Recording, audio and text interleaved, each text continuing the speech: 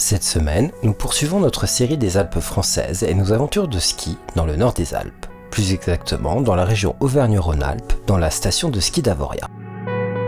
Notre base du moment se trouvant dans un petit village nommé le Cernix, juste à côté de Cré-Voland, nous nous réveillons tôt pour 2 heures de route. Nous savons que c'est un long trajet en voiture étant donné que nous avons également 2 heures de route pour retourner au village. Mais comme vous le verrez, cela en vaut vraiment la peine. Et oui, le lendemain nous étions très fatigués, mais aussi extrêmement heureux et satisfaits de découvrir cette station de ski magique appelée Avoria.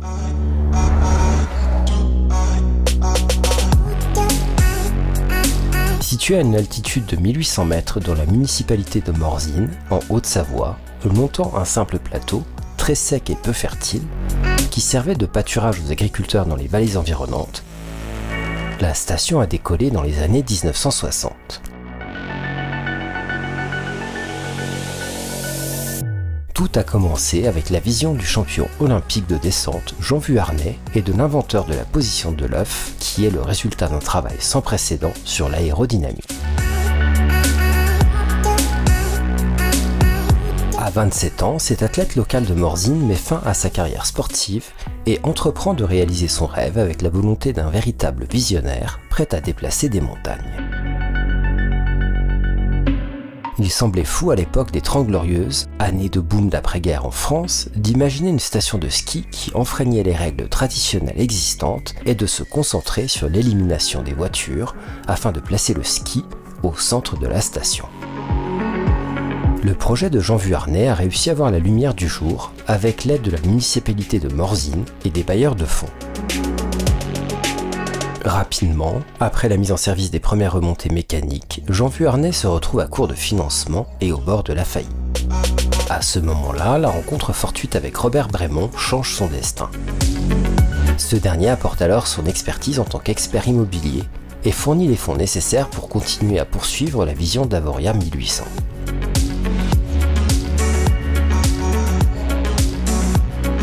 La vision de ce complexe est alors confiée à son fils Gérard Brémond, un homme d'affaires d'excellence, fondateur de Pierre et Vacances, et qui fera plus tard, en 2003, l'acquisition de Center Parcs. Il sera également l'un des fondateurs du Festival international du film fantastique d'Avoria. Il conçoit alors, avec les architectes Jacques Labro, Jean-Marc Roch et Jean-Jacques Orzoni, une station de ski dont l'architecture, qualifiée de mimétique, signifie que les formes des bâtiments s'inspirent de celles des montagnes et restent uniques en France. Cela a valu à Avoria la reconnaissance officielle comme l'une des grandes réalisations architecturales du XXe siècle.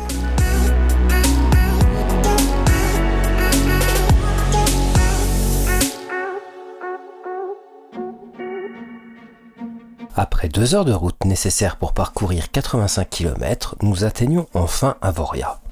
Une fois sur place, vous pouvez opter pour un parking intérieur ou ouvert, ce qui est un peu moins cher. Il y a le téléphérique Prodin Express, situé dans la ville qui vous emmène de Morzine à Avoria en seulement 4 minutes. Nous nous garons dans le garage juste à l'entrée de la station et une fois que nous en sortons, nous sommes immédiatement étonnés par les rues enneigées, l'architecture intéressante, les traîneaux tirés par les chevaux, les skieurs et les pensionnaires qui glissent avec désinvolture dans la station, les nombreuses personnes qui marchent, les enfants libres de circuler sans danger.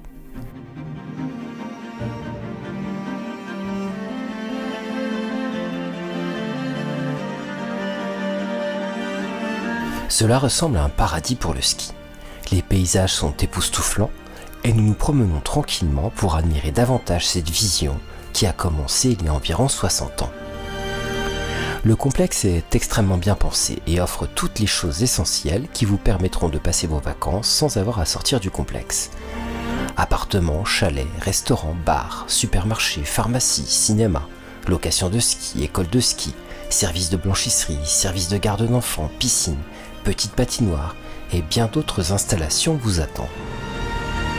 Sans oublier de mentionner tous les événements qui se déroulent au cours de la saison ou des fêtes juste après les séances de ski dont nous avons également été témoins. Pour tout vous dire, nous pourrions passer toute la journée à admirer la station, à nous détendre ou à faire d'autres activités que le ski, que nous serions toujours heureux d'être ici. Chaque bâtiment a son propre contour et son propre volume, conçu pour imiter les courbes et l'échelle du terrain naturel dans un style expressionniste qui met en valeur la beauté du paysage environnant.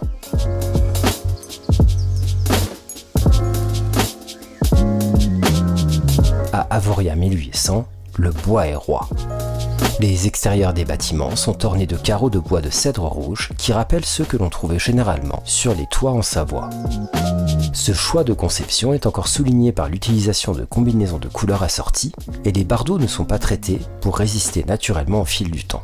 Les murs orientés vers le sud développent une teinte gris vison, tandis que ceux qui sont orientés vers le nord prennent une teinte gris frêne. Les murs est et ouest adoptent une teinte brun châtaignier, évocatrice de l'écorce des arbres et des rochers voisins. Avoria se distingue par son caractère exclusivement piétonnier et sa position centrale parmi les 14 stations qui composent le domaine skiable des Portes du Soleil. Depuis sa création, ce modèle qui enfreint les règles avec les stations traditionnelles a toujours eu une longueur d'avance et a une vision responsable du tourisme de montagne.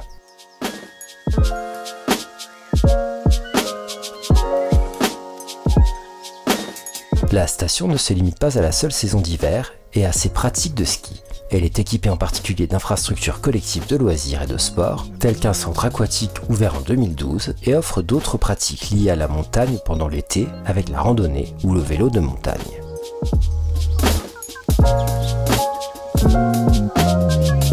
Mais d'où vient le nom de cette fameuse station de ski? Son nom a été développé à partir du nom de famille des anciens propriétaires de la famille Chablais, les comtes de Rovoré. À l'époque, les pâturages ont pris le nom de terre de Rovoré, puis, au fil du temps, la prononciation et le nom de ces terres ont évolué en Avoré, puis Avorea, pour finalement devenir le nom d'Avoria, tel que nous le connaissons aujourd'hui.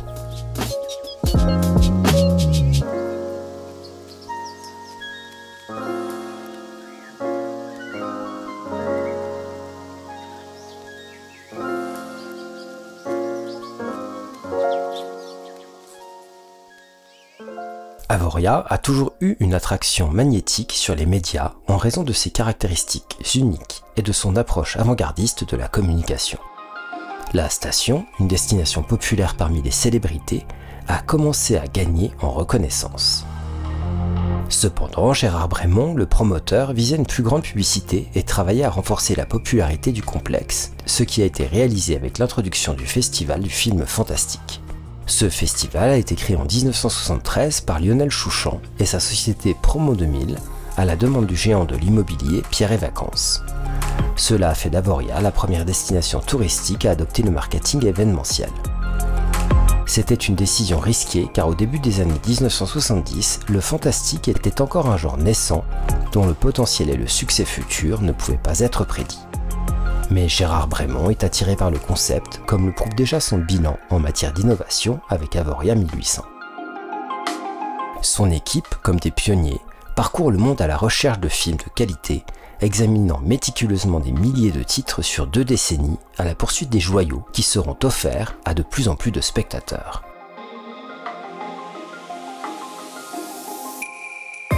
Avoria a eu la chance de présenter Duel de Steven Spielberg, l'histoire d'un camion qui poursuit inlassablement un homme pour le détruire. Duel a reçu le Grand Prix et le festival est entré dans l'histoire du cinéma. Après Duel de Spielberg en 1973, s'ensuivent Soleil Vert de Richard Fleischer et Le Fantôme du Paradis de Brian De Palma. Par la suite, des prix seront remportés avec entre autres Elephant Man et Blue Velvet de David Lynch, Mad Max de George Miller, Terminator de James Cameron et Faux Semblant de David Cronenberg. Le festival du film fantastique d'Avoria a lancé de nombreux nouveaux réalisateurs qui deviendront des stars dans le monde entier. Pour la première fois, les membres du jury ne sont pas seulement des cinéastes mais aussi des écrivains, des chanteurs qui entourent les réalisateurs et les acteurs. Malgré ce succès, le festival s'est arrêté en 1992. Après 21 ans d'existence à Avoria, le Festival international du film fantastique a déménagé à Gérardmer en 1994. La station des Vosges a donc succédé à Avoria après 21 éditions du festival dans la station alpine. Depuis lors, soutenu par de nombreux partenaires et plus de 600 bénévoles, L'événement a continué de gagner en notoriété, aidant à transmettre l'image de Gérardmer dans le monde entier. D'ailleurs, si vous voulez découvrir Gérardmer et ses environs en hiver, nous vous invitons à regarder nos 2 films qui y sont consacrés et vous retrouverez les liens dans la description.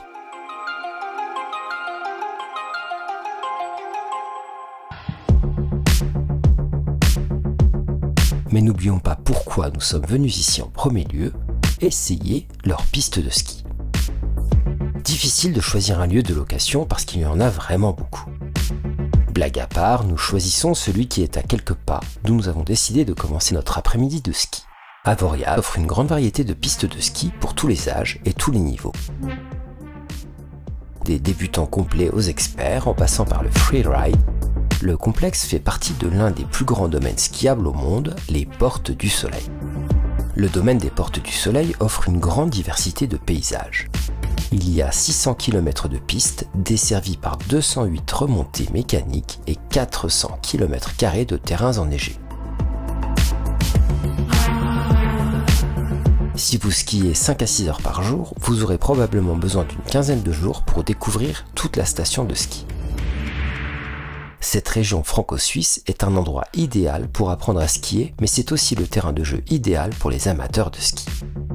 Le domaine skiable des Portes du Soleil abolit les frontières entre les vallées et les pays, reliant 12 stations françaises et suisses situées entre le Mont Blanc et le lac Léman, Mordzine, Avoriaz, Châtel, Léger, Montrion, la Chapelle d'Abondance et Saint-Jean-d'Aulps en France,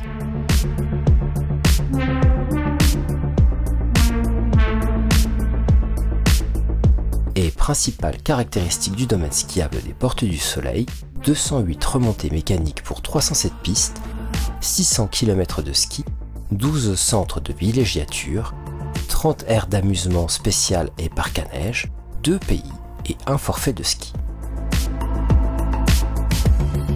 Bien sûr, notre forfait de ski n'est pas celui de la région des Portes du Soleil. Ce n'est même pas pour toutes les zones d'Avoriaz, mais c'est celle pour les débutants qui se décline en version 5 heures, 1 jour et 2 jours, et qui vous donne accès à différentes zones pour débutants, où vous aurez largement de quoi faire des progrès. Ce forfait peut être utilisé sur 8 télésièges, 6 remontées mécaniques, une gondole, un téléphérique express et offre de nombreuses pentes vertes et bleues. Et quelle chance! Sans nous en apercevoir, nous commençons par une piste verte et empruntons une deuxième partie de piste, cette fois bleue, ayant supposé que les 2 pentes à gauche et à droite étaient vertes. Mais point d'inquiétude, nous en sommes parfaitement sortis, probablement parce que nous ne savions même pas que c'était une piste bleue. Et nous avons été récompensés sur le chemin du retour en prenant un télésiège juste à côté d'une falaise, nous donnant une vue incroyable.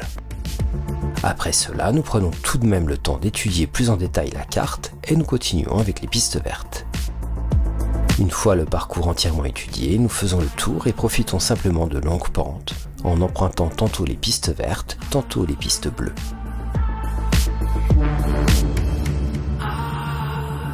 Nous faisons une petite pause à la Folie Douce pour écouter et regarder la performance en direct. La fête commence, mais pour nous, ce sera ski jusqu'à la fermeture des pistes.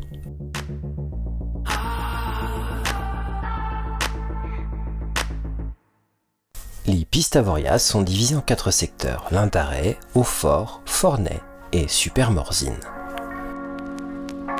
Ce dernier étant principalement lié à Morzine et principalement utilisé par les débutants et les écoles de ski, utilisé également par nous. Le Lyndarey offre des paysages magnifiques et une variété d'options de ski, y compris des pistes rouges et bleues et une seule piste noire. De plus, il abrite The Stache, un snowpark écologique unique développé par Burton et le seul du genre en France. En revanche, la région de Fornay offre une vaste étendue de possibilités de ski au milieu des rochers imposants et de crevasses profondes. Pour ceux qui cherchent le défi ultime, la région du Hautfort est l'endroit idéal. Cette zone dispose de plusieurs pistes noires qui varient de 1100 à 2400 mètres d'altitude, certaines étant réservées exclusivement aux skieurs experts. Bien que la piste de la Coupe du Monde soit classée comme noire, elle est relativement facile par rapport à d'autres dans la région.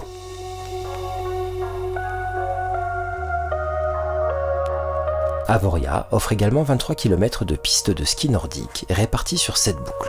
Elle traverse harmonieusement les forêts de pins et les plateaux pour accéder aux crêtes dominantes et admirer la vue exceptionnelle sur les sommets environnants. Les sentiers ont tous des marquages et une signalisation spécifique. Pour les amateurs, les Portes du Soleil offrent 250 km de pistes de ski de fond.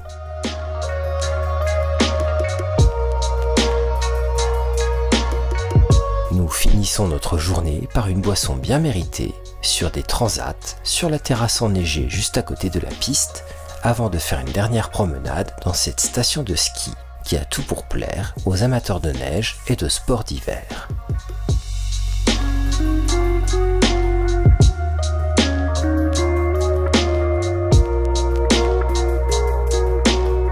À bientôt pour de nouvelles découvertes.